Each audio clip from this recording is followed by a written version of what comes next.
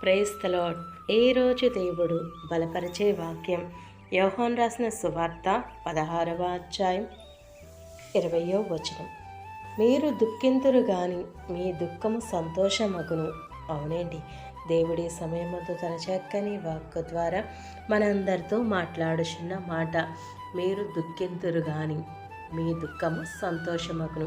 అవునండి, మీరు ఏ సమస్యతోని బాధపడుతున్నారో, ఏ సమస్యతో ఆందోళన చెందుతున్నారు, ఆ సమస్య నుంచి దేవుడు విడుదల దయచేసి మీకు సంతోషము ఆనందము కలగజేస్తారని ఈ సమయమందు దేవుడు మాట్లాడుచున్నాడండి. అవునండి, ఆర్థిక ఇబ్బందులతో బాధపడుతున్నారా?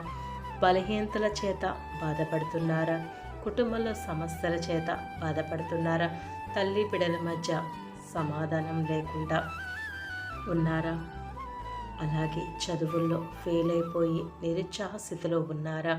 అయ్యో, నేను ఫెయిల్ అయిపోయానే, అందరూ పాస్ అయ్యారే అని వేదనలో ఉన్నావా?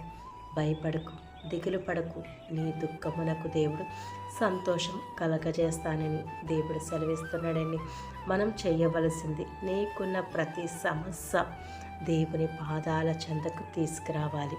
అవునండి, చాలామంది వారి యొక్క సమస్యను బట్టి వారిలోనే కుమిలిపోతూ ఉంటారు. ఎన్నెన్నో ఆలోచిస్తారు, అనేక ప్రయత్నాలు చేస్తారు. ఎలా అయితే ఆ కార్యం జరుగుతుంది, అలా వెళితే నాకు సమాధానం దొరుకుతుందని అనేక ప్రయత్నాలు చేసి విఫలమయ్యి కూడా ఉండొచ్చు. కానీ మనం చేయవలసింది ఒక్కటే, దేవుని చెంతకి రావాలి. దేవుని చెంతకు వచ్చి నీకున్న ప్రతి సమస్యను ఆయనకు మొర్రపెడితే గనక, నీకున్న ప్రతి సమస్య ఆయనకు అప్పచెప్తే గనక దేవుడు నీకు ఆ సమస్య నుంచి విడుదల కలగజేస్తాడు. అవునండి, చాలామంది సమస్యలు బట్టి కన్నీటితోని ఆందోళన చెందుతారు.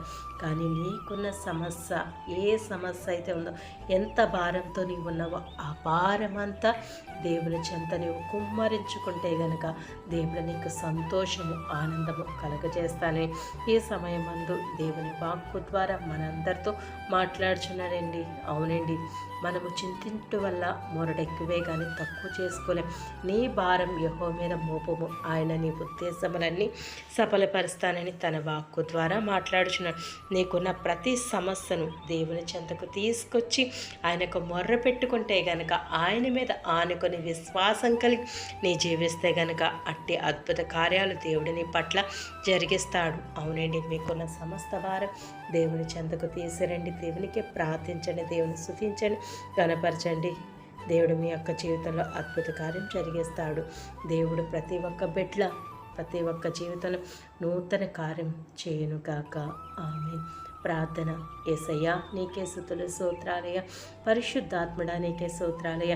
ఏ సమయమందు ఎవరైతే వేదనతో కుమిలిపోతున్నారో, శోధనల చేత నా తండ్రి ప్రభువా చిక్కుముళ్లతో అంధకారంలో ఉన్నారు, ప్రతి ఒక్క బిడ్డని జ్ఞాపకం చేసుకున్న వారికున్న ఇరుకును ఇబ్బందుల నుంచి విడుదల దయచేయండి. అలాగే బలహీనతల నుంచి ప్రతి ఒక్క బిడ్డను ముట్టండి ప్రభు.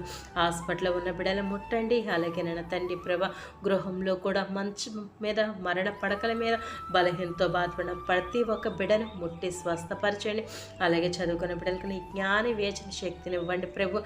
మంచి మార్కులతో ఉత్తీర్ణులు అవ్వడానికి కూడా సహాయం ప్రతి ఒక్క బిడ్డకు నీ జ్ఞాన వేచన శక్తిని నిమ్మని, అలాగే ప్రతి ఒక్క బిడ్డకు నా తండ్రి సంపూర్ణ ఆరోగ్యంతో నింపి ప్రతి ఒక్క సమస్య నుంచి విడుదల ఇచ్చాము. యేసుక్రీస్తు పుణ్యనామములో అడిగి వేడుకుంటున్నాము తండ్రి. ఆమేన్.